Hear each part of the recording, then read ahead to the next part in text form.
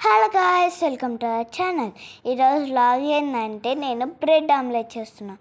Bread omelette ఎలా చేయాలో చూద్దాం రండి.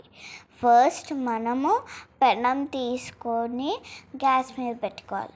గ్యాస్ మీద పెట్టుకున్న తర్వాత పలగొట్టుకున్న ఎగ్స్లోకి మనము ఉప్పు వేసుకోవాలి.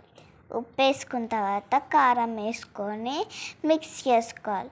బాగా మిక్స్ చేసుకున్న తర్వాత 1 బ్రెడ్ పీస్ తీసుకొని మనము డిప్ చేసుకోవాలి.